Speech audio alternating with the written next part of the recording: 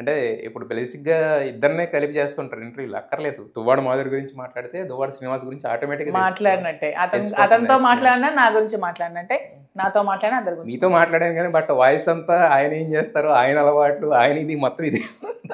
నాకు అదే డౌట్ వస్తుంది. రేపు హౌస్‌లోకి వెళ్ళిన తర్వాత కూడా మీరే అసలు నాకు పెద్ద టాస్క్ శ్రీనివాస్ గారి నుంచి ఎలా దూరంగా ఉండాలని, ఇవన్నీ టాస్క్‌లు, ఇవన్నీ కంటెస్టెంట్స్ ఇవన్నీ కాదు. ఇతని నుంచి దూరంగా ఎలా ఉండాలి అనేది కొంపదీసి ఎలిమినేట్ అయ్యి వచ్చేస్తారండి ఫస్ట్ వీకే ఉండలేక. మన రావాలన్నా పంపించారు కదా.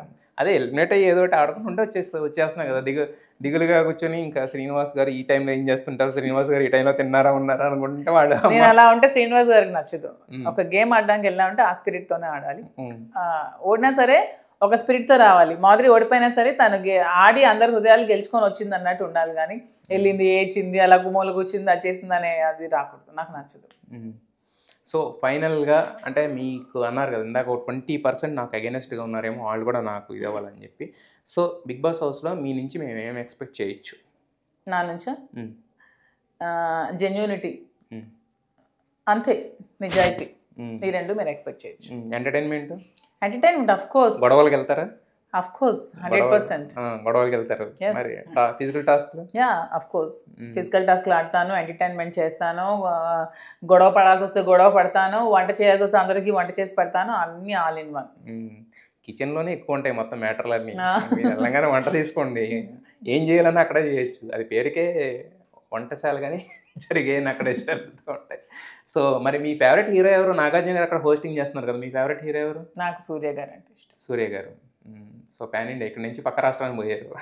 అలా ఏం లేదు, తను ఒక రియల్ హీరో అని కూడా నాకు అనిపిస్తుంది. చాలా మందికి చదివిస్తారు, అగరం ఫౌండేషన్, ఎడ్యుకేషన్ ఫౌండేషన్, తను వాళ్ళ వైఫ్ అండ్ హస్బెండ్ రిలేషన్ అన్నీ కూడా చాలా బాగుంటాయి.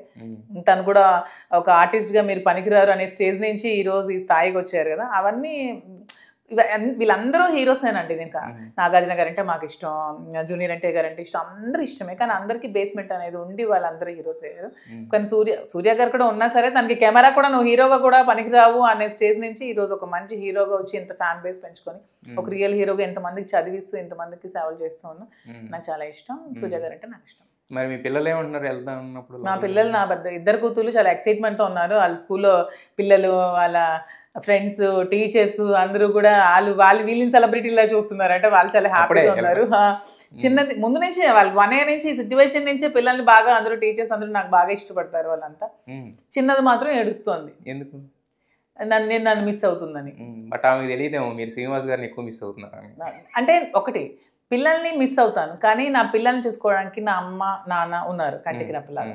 శ్రీనివాస్ గారిని చూసుకోవడానికి నేను తప్ప ఎవరు లేను. ఆబ్వియస్లీ శ్రీనివాస్ గారిని మిస్ అవుతాను, అది లాజిక్. ఇక్కడ పిల్లల్ని మిస్ అవునా? శ్రీనివాస్ గారు మిమ్మల్ని మిస్ అవుతారా? నన్ను మిస్ అవుతారు ఖచ్చితంగా. ఎంత చూసినా సరే పక్కన ఉన్న ఫీల్ వేరు, తను చూసుకునే విధానం వేరు. తను ఆకలేస్తుందన్న అడగరు, తను దాహం వేస్తుందన్న వాటర్ అడగరు, అన్ని దగ్గరికి ఇవ్వాలి, ఇస్తే గానీ తీసుకోరు. అడగన్నా అమ్మాయినా పెట్టదంట. వీళ్ళ పనులందరూ ఏం పెడతారో ఏంటో తెలీదు. అవన్నీ కొంచెం అడగకుండా మాదిరి పెడుతుంది. తన ఆకలి నేను తెలుసుకుంటాను, తన టైంకి ఏమి ఇవ్వాలో తెలుసు, అవన్నీ ఇస్తాను టైం టు టైం, మార్నింగ్ నుంచి నైట్ వరకు. 10 మంది ఇంట్లో వంట వాళ్ళున్నా నేనే వండి పెడతాను, నాకు ఇష్టం వండి పెట్టడం అతనికి. సో ఇవన్నీ బాండింగ్ అన్నీ ఇవన్నీ ఏదైనా డిస్కస్ చేసుకుంటాం ఇద్దరం, ఇవన్నీ మిస్ అవుతాం. తర్వాత డీటెయిల్గా ఒకసారి మాట్లాడదాం వెళ్ళి వచ్చిన తర్వాత.